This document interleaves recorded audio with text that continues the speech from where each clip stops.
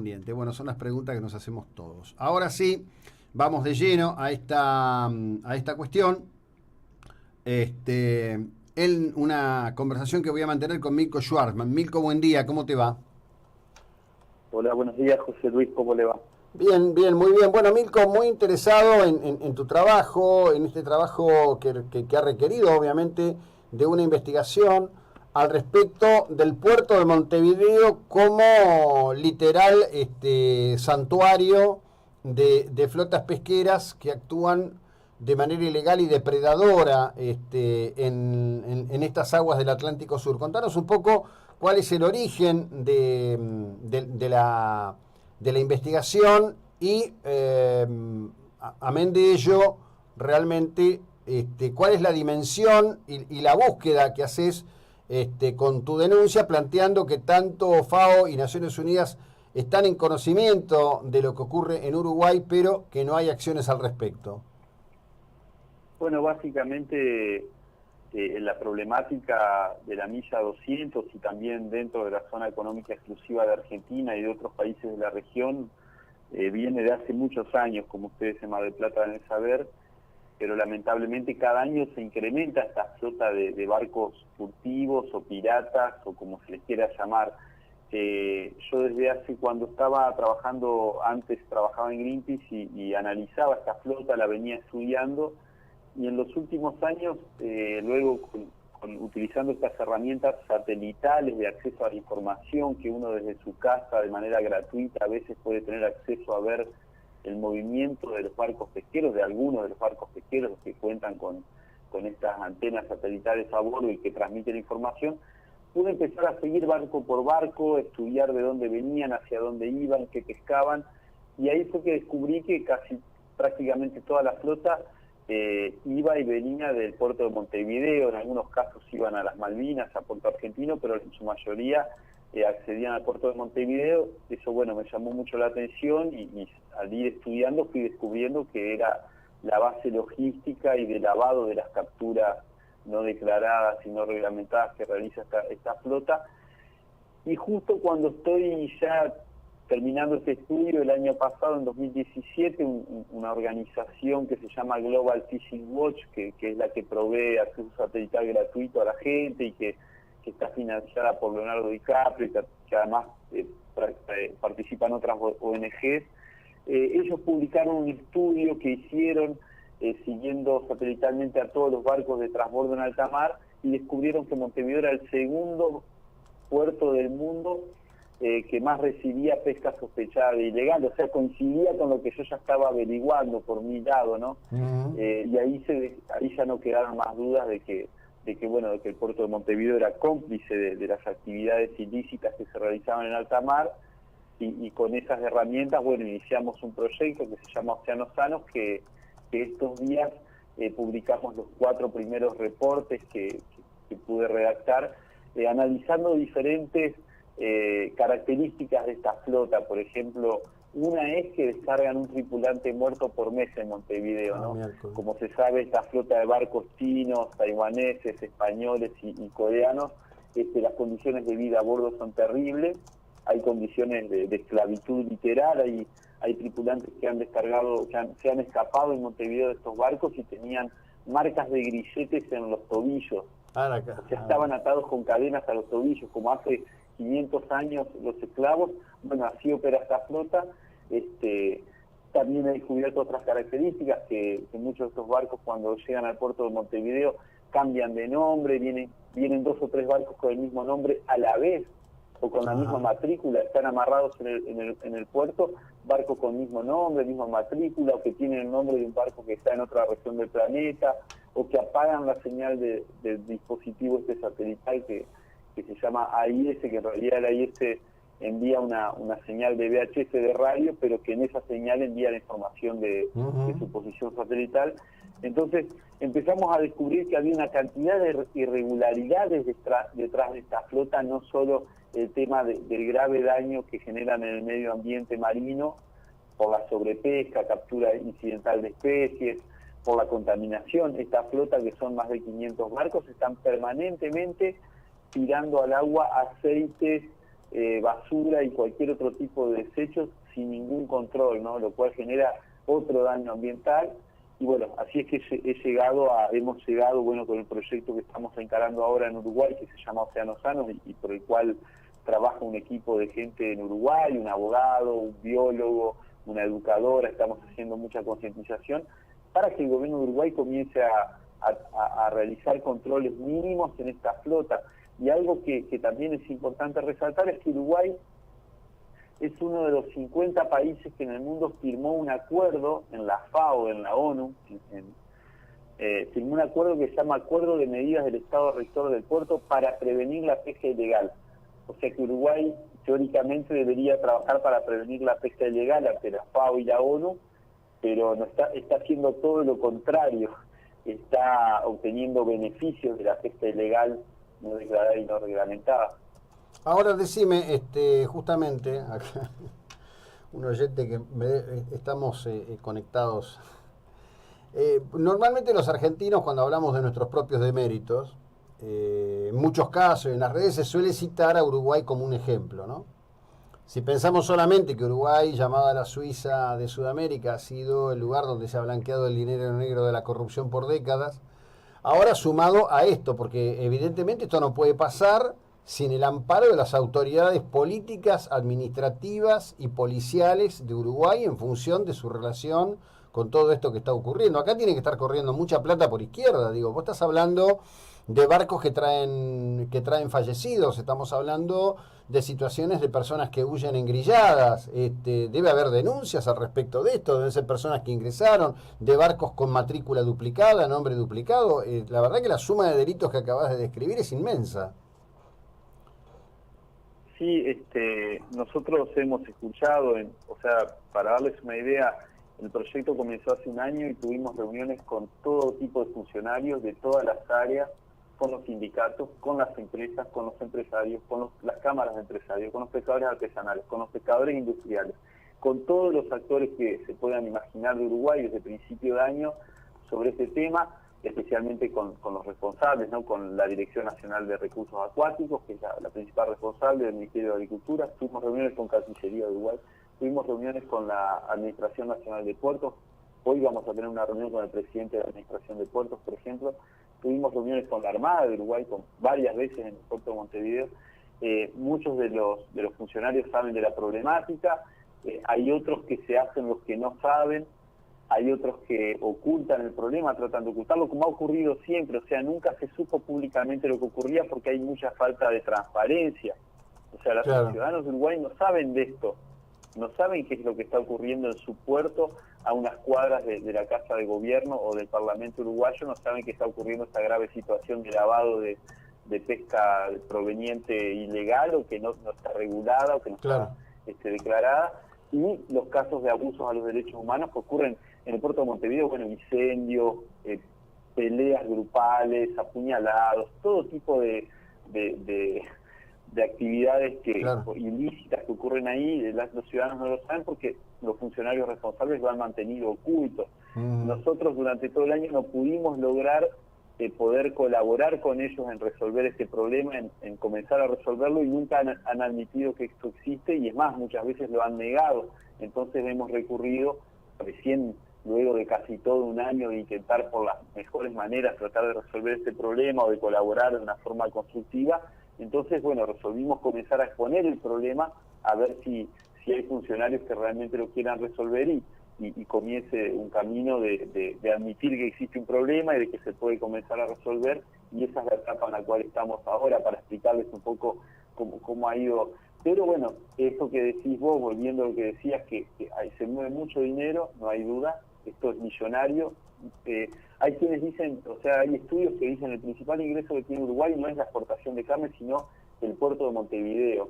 Para Uruguay el puerto de Montevideo es como el canal como el canal transoceánico de Panamá, para dar un ejemplo. Es el principal ingreso del país, pero este principal ingreso no proviene de la pesca, sino más que nada también de otras actividades como el tráfico de contenedores, que es una actividad ilícita, llamémosle.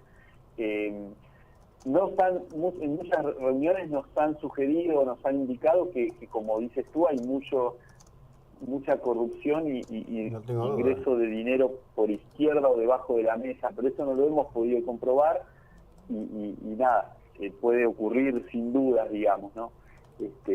Y como dices tú, en Uruguay ocurren cosas parecidas que en Argentina. Ninguno de los países, ni Uruguay, ni Argentina, ni Brasil, ni Chile, ninguno de los países de la región podemos decir que sea el mejor ejemplo en transparencia, lamentablemente. Creemos que en algunos casos uno es mejor y en otros es mejor y en otro es peor, pero medio que compartimos las mismas problemáticas, Sí, lamentablemente, claro. en nuestro país. Bueno, a ver, creo que la cuestión de la corrupción es una conducta humana y es absolutamente global. Hace 2 semanas detuvieron al presidente de la corporación Renault Nissan Mitsubishi, que se había apropiado de 34 millones de euros de los socios de la compañía. Lo que ocurre que a veces también en nuestros países determinada información no circula como debiera circular, ni se instala en el front page de los medios como debiera instalarse. Pero dicho eso, evidentemente acá sí hay un tema de fondo, porque es obvio que Argentina, que perdió la capacidad de controlar su plataforma marítima a partir del demérito profundo que ha sido el desamparo funcional de las Fuerzas Armadas, tiene que tomar cartas en este asunto. ¿Ustedes se han dirigido a la Cancillería Argentina, digamos, a este respecto? Sí, nosotros hemos tenido conversaciones, las pensamos seguir teniendo. Como decís vos, José Luis, hay un problema de gobernanza, se le llama cuando hay que controlar lo que ocurre en el mar de un estado, o también en aguas internacionales. También hay normas y reglas para operar en aguas internacionales, ¿no? Que tampoco se entienden. Claro, No por es una cuestión supuesto. de Argentina. Lo que ocurre es, para darte un ejemplo, hace unos días la Marina de Estados Unidos capturó 2 barcos pesqueros ilegales mexicanos, por ejemplo. Eran barcos pequeños, porque es decir, Estados Unidos, que es la fuerza militar más importante del planeta, tiene problemas de pesca ilegal. O sea, el problema de la pesca ilegal no se va a resolver solo teniendo una docena de barcos armados en la zona, en el borde de la misa 200. O sea, no alcanza, o sea, es casi imposible, por más barcos que uno tenga y control y recursos que uno aplique a la gobernanza o a controlar, es casi imposible prevenir esta pesca. Y también el daño que genera esta pesca, para dar una idea, los peces, la merluza, el calamar, no conocen el límite de la misa 200. Claro, Entonces, sí, por más que estos barcos estén, claro. 500 barcos situados al borde, afuera, supongamos en la misa 201, el daño que generan ambiental a la Argentina es terrible. No solo el daño hídrico en las especies que pescan como merluza o calamar, que es el eslabón principal de la cadena alimenticia de todo el Atlántico Sur, sino también genera un daño terrible en pingüinos, en elefantes marinos, en cachalotes, en delfines, que se alimentan en esa zona de las mismas especies que capturan y depredan estos barcos. Entonces, el problema, quiero explicar, va más allá del control de la zona económica exclusiva, sino que también es un problema que la solución de este problema pasa, como decías vos, por la Cancillería.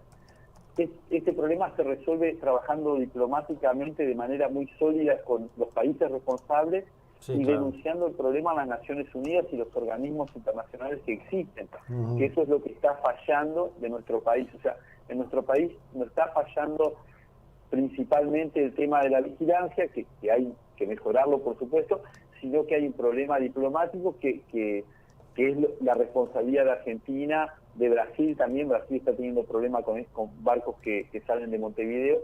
Entonces, creemos que donde hay que ajustar y que Argentina no está haciendo suficiente, nuestro gobierno no está resolviendo este problema, es de parte de la Cancillería, porque ellos son quienes tienen que trabajar con Uruguay y con los 4 países que tienen esta flota de más de 500 barcos, que además hay que aclarar esto, estos países subsidian a sus barcos para que estén acá. Claro.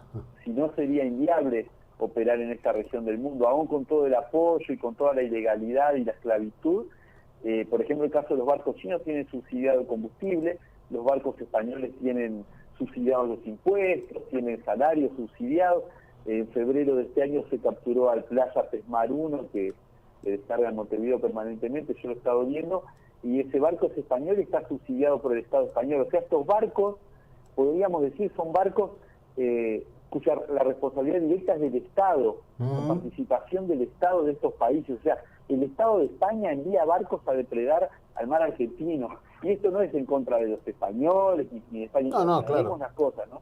El Mira, Estado yo, español sabe que sus barcos si me permitís en ese sentido, hace ya mirá cuánto tiempo ha transcurrido. Felipe Solá era subsecretario de Agricultura, Ganadería y Pesca de la Nación, y había ocurrido un evento donde barcos canadienses habían cañoneado literalmente a parte de una flota gallega que estaba pescando en aguas protegidas por el Estado canadiense. Conozco el caso, sí. Bueno, yo le comentaba en ese momento en la entrevista, le digo, mirá si Argentina hiciera esto, el escándalo internacional que se armaría. Digo, Argentina tiene que tomar una posición de fuerza y además inclusive tiene inversiones españolas suficientes dentro del país como para establecer una posición de fuerza, planteando multas o planteando lo que fuere. El caso de la flota taiwanesa es un tema histórico, digamos, en cuanto a la problemática que genera en distintas aguas del mundo. Bueno, ni que hablar de la depredación de la flota nipona en relación a determinadas especies que hoy ya hay que terminar con la discusión de que se las caza por una cuestión científica, ¿no? Por esto que decís del caso de la flota canadiense, de Canadá con España, los barcos españoles pescaban fuera de la milla 200 de Canadá, o sea, estaban en aguas internacionales, e igualmente Canadá procedió a dispararles y a detener un barco español.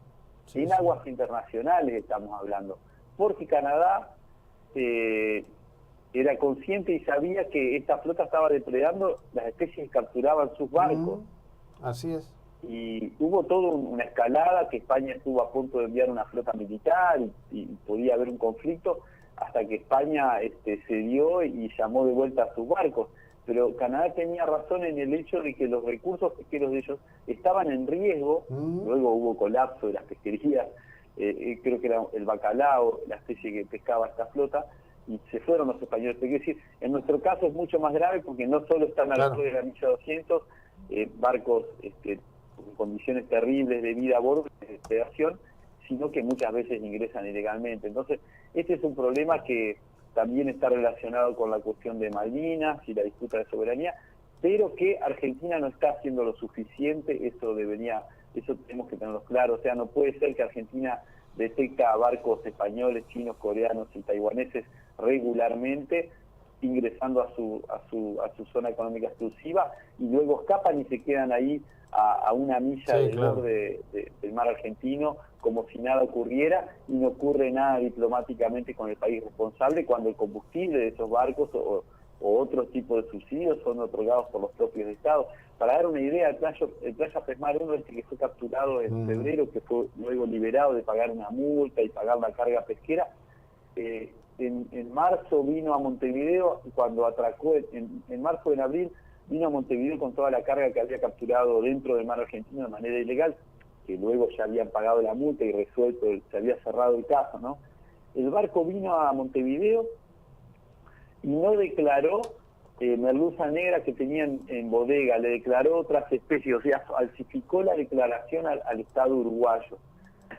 Y esa especie, la merluza negra, se requiere un permiso del Estado, y cuando llegó al puerto, bueno, primero no lo dejaron descargar. ¿Qué hicieron del barco? Avisaron a España que tenían esa especie, y en España le mandaron por fax el permiso, se lo hicieron a medida en el momento. O sea, son impresentables no la empresa pesquera y el barco, sino también el gobierno español, que hace permisos a medida y luego de haberse realizado la captura. Bueno, y la revelación, insisto, a ver, la connivencia criminosa del Estado español con sus flotas pesqueras en el mundo, digamos, tiene una larga historia. En general, por distintas razones se elige no tratarlo de esa manera, pero lo que sí creo y me queda muy claro, y está develado en todo el desarrollo que nos brindaste, es que hay un nivel de corrupción en el gobierno uruguayo y las autoridades uruguayas que es, porque esto es de ida y vuelta, digamos, el barco entró, alguien le tiene que pedir el manifiesto de carga y alguien le tiene que controlar si el manifiesto de carga se corresponde con lo que indica, ¿no? El problema que existe en el puerto de Uruguay, que bueno, que es lo que básicamente ellos, no hay control de los barcos que vienen, ni siquiera se googlea el nombre del barco para ver si no viene de otro país o de cometer un ilícito en otro lugar, o sea, ni siquiera se controla qué barco entra. El barco es el que declara qué es lo que tiene, de dónde viene y la tripulación que trae, lo cual, y como no hay inspección a bordo, no se puede controlar si es cierto lo que dice el barco. O sea, lo que ocurre hoy literalmente es que el control en el puerto lo realizan los propios barcos pesqueros extranjeros. O sea, ellos envían unos papeles, unas notas al gobierno de Uruguay declarando, y nadie en Uruguay lamentablemente se sube a bordo a ver si esto es cierto, ¿no? Entonces lo que ocurre es lo que podemos ver ahora y lo que pretendemos en nuestro proyecto, bueno, que empiece a haber controles mínimos, ¿no?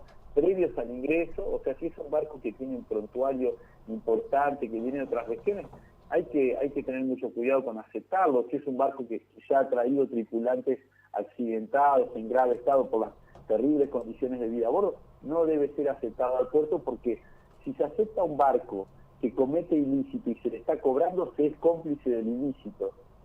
No tengo ninguna duda. Bueno, vamos a seguir conversando. Gracias por tu trabajo, gracias por la ilustración que nos has dedicado en todo esto, Milko. Que tengas una buena jornada allí en Uruguay, muy amable.